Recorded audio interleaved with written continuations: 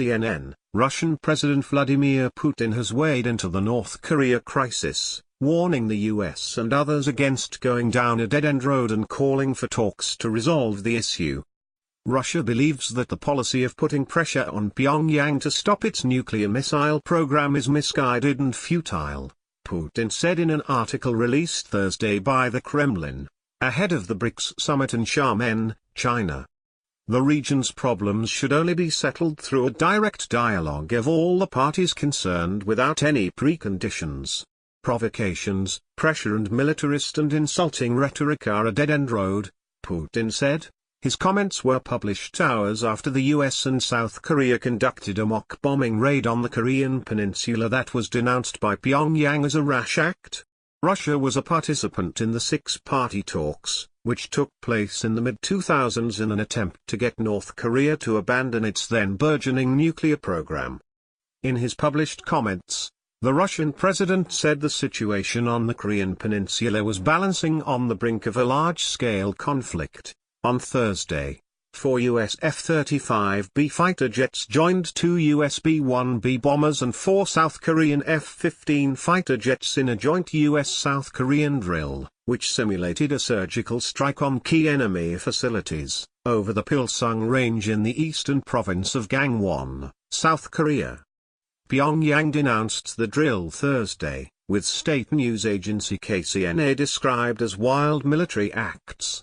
The US imperialists and the South Korean puppet forces do not hide their bellicose nature, claiming that the exercises are to counter North Korea's ballistic rocket launches and nuclear weapons development, KCNA said.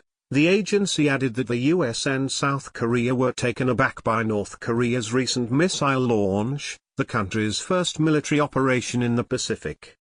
On Friday, scheduled emergency evacuation drills took place in multiple Japanese cities, practicing for a missile launch from Country X. Hundreds of local residents in Aomori and Hokkaido prefectures took shelter in community centers and public buildings at the sound of a mock siren. At a news conference Thursday, Chinese Ministry of Foreign Affairs spokeswoman Hua Chunying seemed to be referring to the largely simulated drills when she said the situation in the Korean peninsula is not like a movie script or computer game. The annual exercises always infuriate Pyongyang, and some have called for them to be called off or scaled back as a show of good faith that might bring North Korean leader Kim Jong-un back to the negotiating table. Speaking Thursday, General Vincent K. Brooks, commander of U.S. Forces Korea, said this was taken into consideration.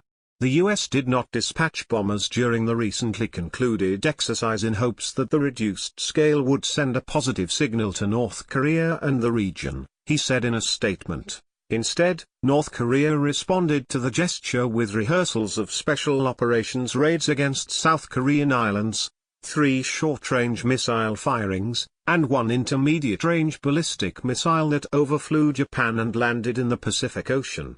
Apparently the changes in the exercise did not matter. Guam has long been a focal point of North Korea's anger against the US and is often a target of North Korean saber-rattling. It was threatened specifically by North Korea in 2013 and again in August 2017. Following a fiery exchange of threats and insults between Trump and the North Korean regime.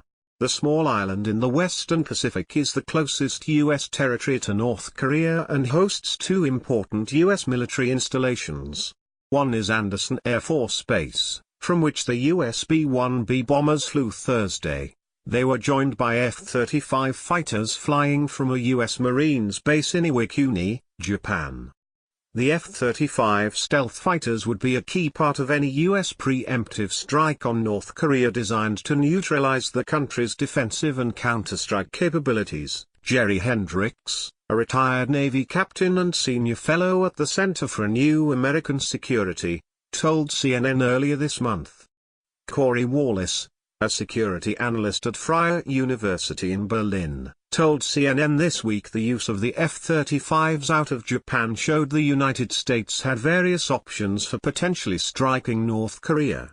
Washington has platforms from Guam and Japan linking up and operating together over South Korea with South Korean assets, with all of the governments supporting this, he said.